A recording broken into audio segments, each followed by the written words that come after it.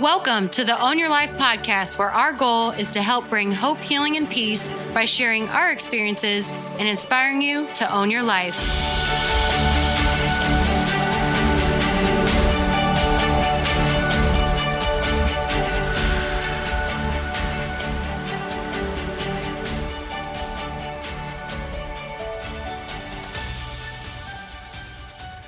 Hey everybody, I want to let you know about an ebook that I wrote called Winning at All Costs. It tells about how earlier in my life I chose to win at my career above all else and damage the relationships that I had in my life, including my relationship with my wife and my son. It also tells about how I've turned it all around and how I learned to focus on what I value most in my life. You can get your copy now at ownyourlifeco.com/ebooks and on amazon.com. You won't want to miss this opportunity. Check it out today. And remember, own your life because your life is your responsibility. Hey everyone, welcome back to the Own Your Life podcast. So I have a couple announcements today. Number one, if you didn't catch last week's episode, we interviewed a very special couple, Billy and Heather Harris, on what it's like to have hope and faith in tough seasons. And I highly recommend you go back and listen to that one. It's been amazing. We've gotten really good feedback on it and hope you really enjoy it as much as we did. And my second announcement is that I have started a Twitch TV channel. If you're not familiar with Twitch, it's a kind of like YouTube, but you can watch people do a wide variety of things, from playing video games to making crafts to just chatting to cooking, fitness, anything like that. So I am on there and I am actually playing video games. I know I've mentioned that before in the podcast that I am a big video gamer, have been since I was young. And my brother is the one who brought it to my attention that, hey, this might be a good idea for you. You might like it. And I researched it a little bit, checked it out, and now I have a channel. So if you want to check me out on there, my username is Bleed Black and Gold 17, and that is spelled BLEEDBLKNGOLD 17. And of course, that's because I went to Purdue University. That's where the name comes from. It actually used to be my screen name years ago, and just never changed it from my gaming stuff in the past. So anyways, just wanted to add that quick announcement in here.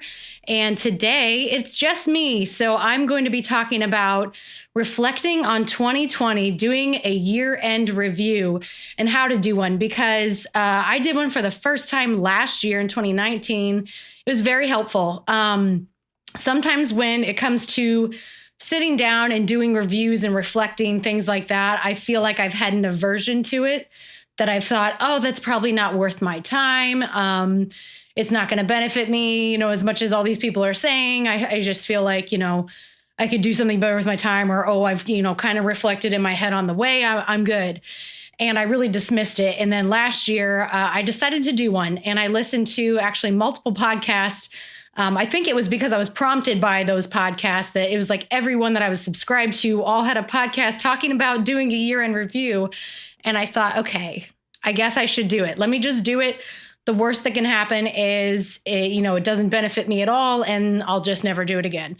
So I did do it last year. It was amazing. And I feel like it's really shaped how this year has gone for me.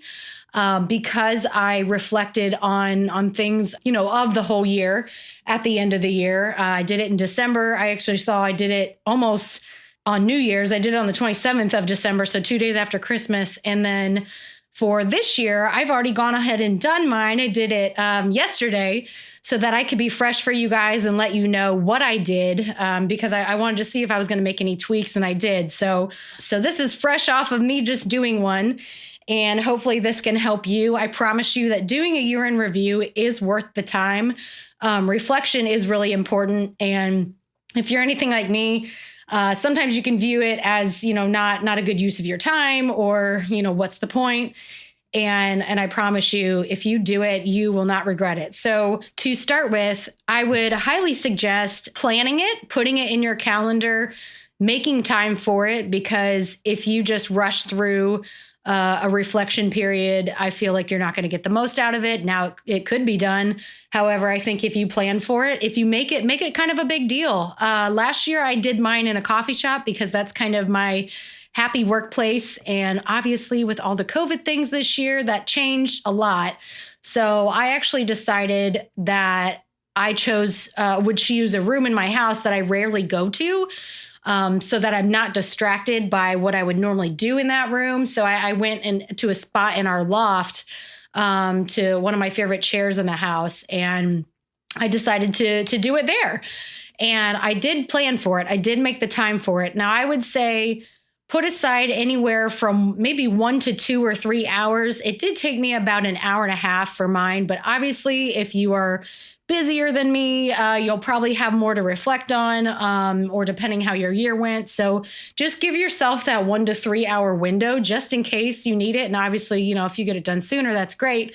But I would rather you err on the side that it's going to take longer so that you don't short yourself and have to rush it. So plan it, make it an event, make a big deal out of it. I feel like you'll get more out of it if you do it that way.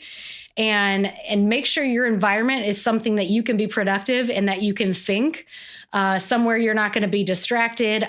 For me, I actually cleaned up the area around it so that I wouldn't be distracted. Like cluttery spaces kind of can give me anxiety and can make it so I can't focus, as much as I could if I wasn't worrying about that. So I did tidy up the place, the little area it was, real quick, just so I could focus on what I really wanted to get done and not worry about my environment. So environment does matter.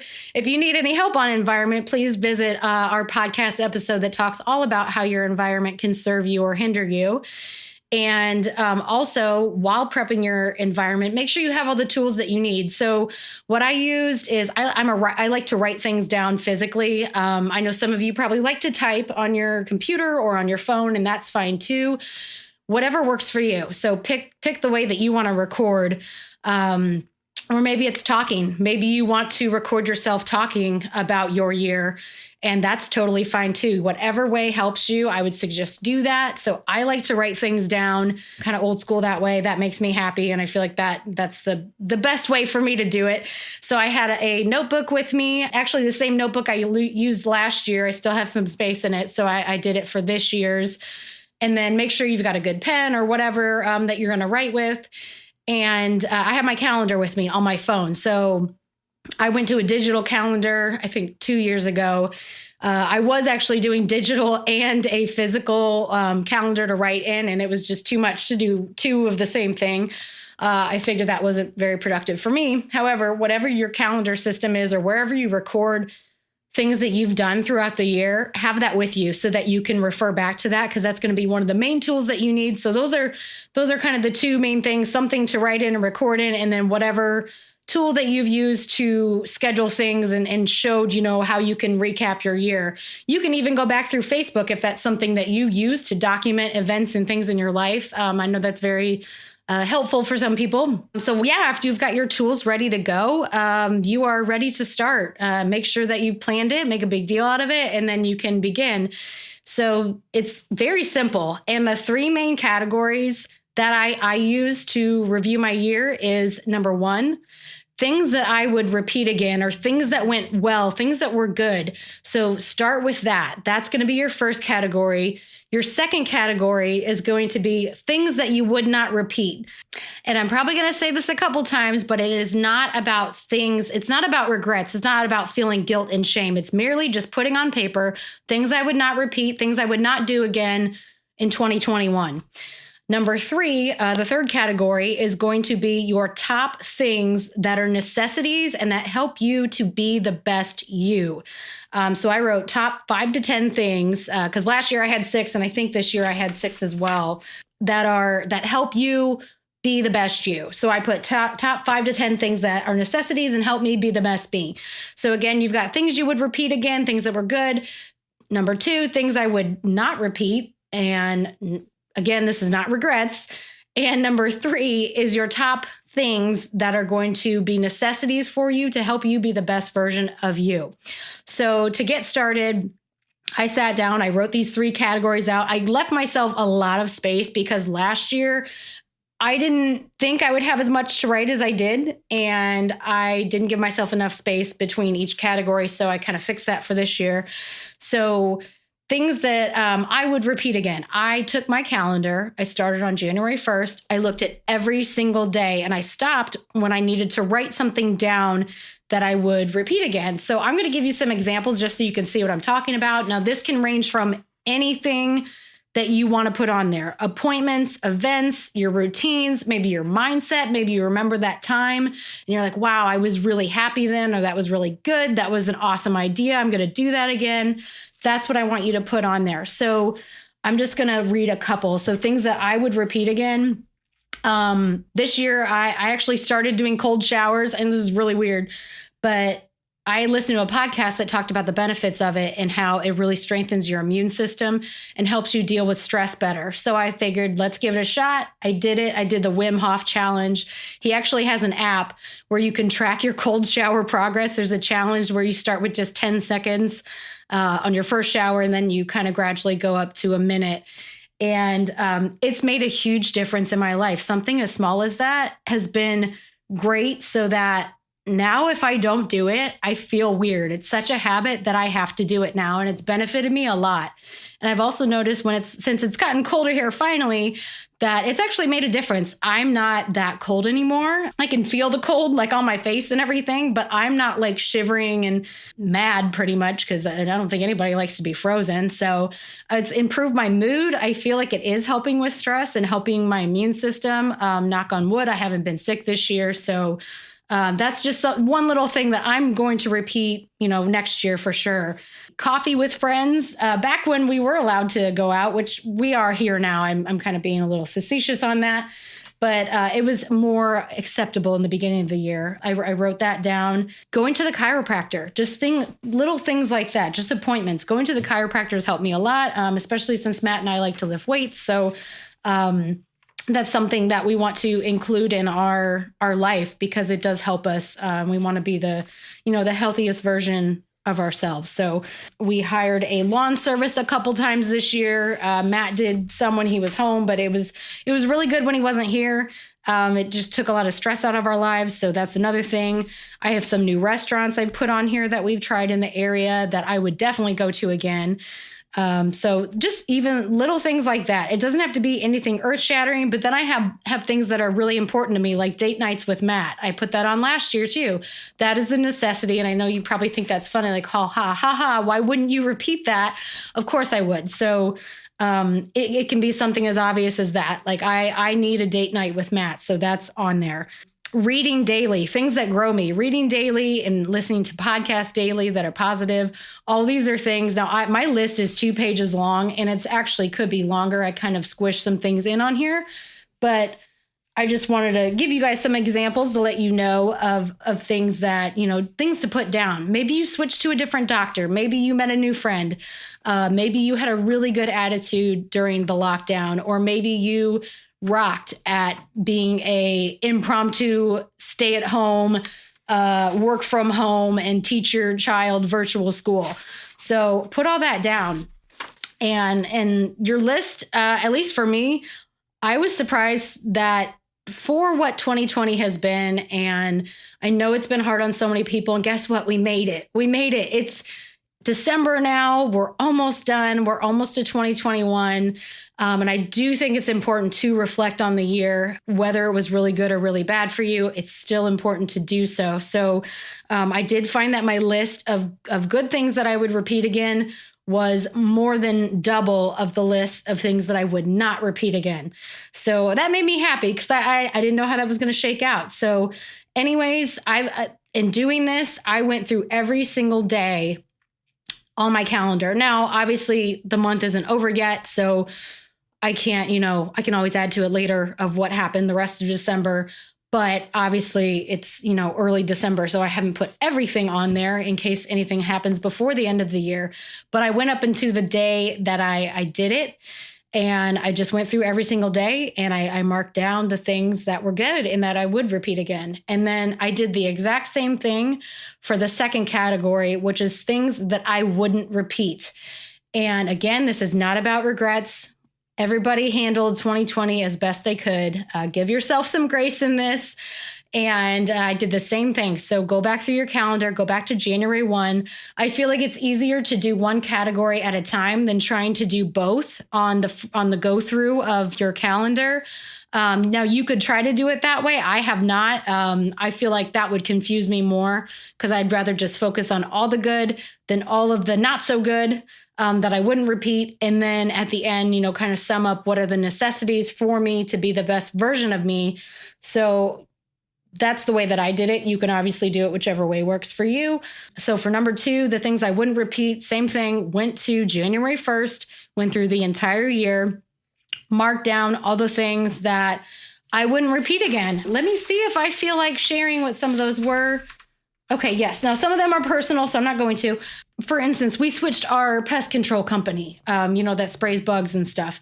That's not a big deal, but we switched it because I didn't really like the company we had, and I'm very happy with who we have now. We actually switched our dog's vet because of his seizures and things like that. And I'm so thankful for the new vet that we have. And I'm not regretting the last vet. They just weren't a good fit for us. They're good people, just not fit for our needs right now with our dog. Let's see. Getting sucked into social media for too long. That's on my list. I don't want to repeat that again because that was definitely something negative and it affected me a lot emotionally. And again, I don't regret it because you can't learn from things unless you experience them. You can't learn from mistakes unless they happen. So I do feel like it's something that you want to learn from. And you could even title it Things I Want to Learn From, but would not repeat again, if that makes you feel better about it. That's definitely not a bad thing. I even have on the bottom, drinking crappy coffee. We did have some old coffee left over, like some old K-cups that were not the greatest, but I drank them anyways, and I'm not going to do that again. Something silly, but hey, put everything on the list that you want to include. And then again, maybe you had a really bad attitude and you don't want to go down that rabbit hole again. Now, this isn't foolproof, that you're never going to feel that way again, but you can subconsciously train your mind to not slip into that, to not think about that, to not react that way when something similar like that happens, no matter what your situation was. I feel like by writing all of this down, that you are subconsciously going to focus on the good things for the next year to come. At least I would tell you to go back and read the list of things you want to repeat again, kind of make that mental note. Yes, these were good. If these happen again in 2021, that would be great. I would like them to. So I feel like that should be the focus. And it's kind of nice just to get kind of flush everything out of your head of what you wouldn't repeat again, but then you don't have to dwell on it because now it's on paper. It's somewhere. It's, you've got it out. And then you can move on with that. And again, with the things that you wouldn't repeat again, learn from them, be at peace with them. The past is the past. We can't change it. We can only change our mindset and how we think about it. Don't guilt or shame yourself, no matter, what's on your list. 2020 was day by day for a lot of us. Some people minute by minute. In hindsight, like I said, it's 2020. Haha, kind of funny because we're in 2020. But just remember to give yourself grace for what didn't go well, because all of us were doing the best that we could. And I just think it's important to learn from it and to move on, because to sit and dwell and get upset about it isn't going to benefit you at all in the long run. So anyways, those are the first 2 categories. And then the last one, probably the most important, is figuring out those top 5 to 10 things that are necessities for you to be the best you. So let me flip to mine real quick. And okay, I'm going to share these. They're personal, but I'm fine with that. So I have 6 again this year. Okay. So, and the first one is the most important. The rest of them are not in any particular order. So number 1 is date nights with Matt and being together. So Matt's my number 1. That's just the way that we live. Obviously I've got Jesus ahead of him. So it's Jesus, then Matt, but Matt is my number 1 human. And date nights with him and being together are are the most important thing to me. So obviously that is something that I need to have repeated next year for me to be the best me. Number 2 is chiropractic appointments and acupuncture. I really believe in holistic health. So those are things that I feel like have helped me tremendously. I've had major health issues, and I will do a podcast about that sometime. And I found that natural, holistic approaches to health have just helped me the most. So those 2 things are very important to me.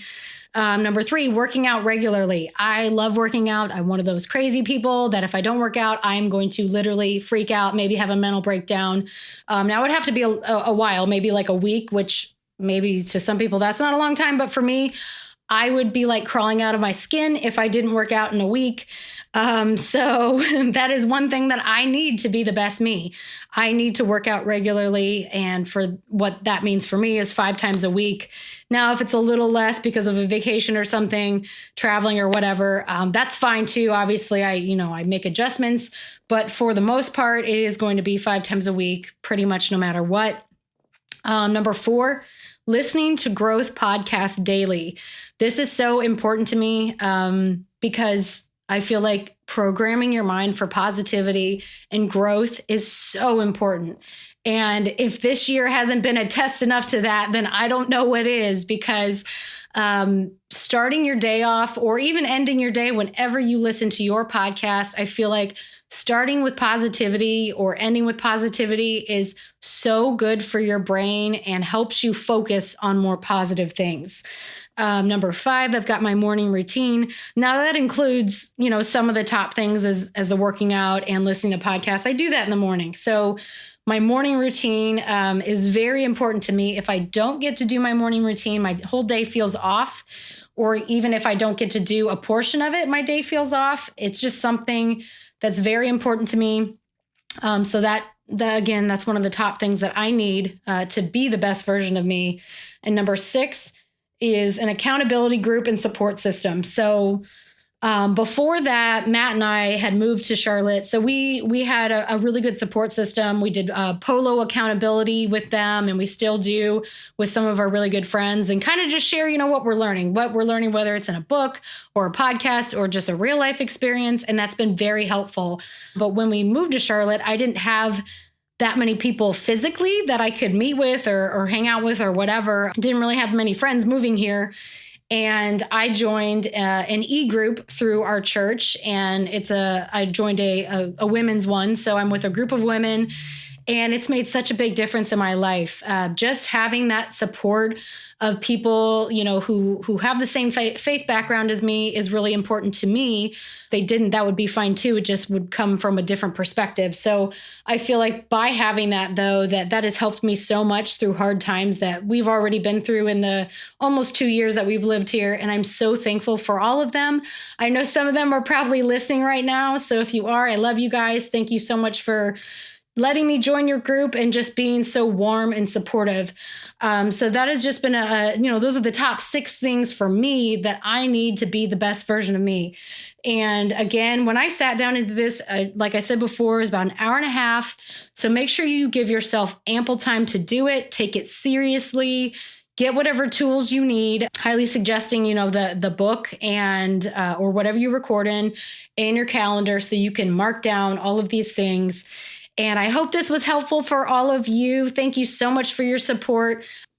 Again, guys, we made it. 2020 is just about over. Hang in there. You can do it. You've come this far. You've gotten stronger.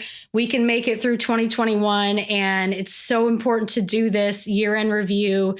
Please take the time out and do it. If you like this message, please share it with somebody else. Subscribe, rate, and review us. And until next time, own your life, because your life is your responsibility.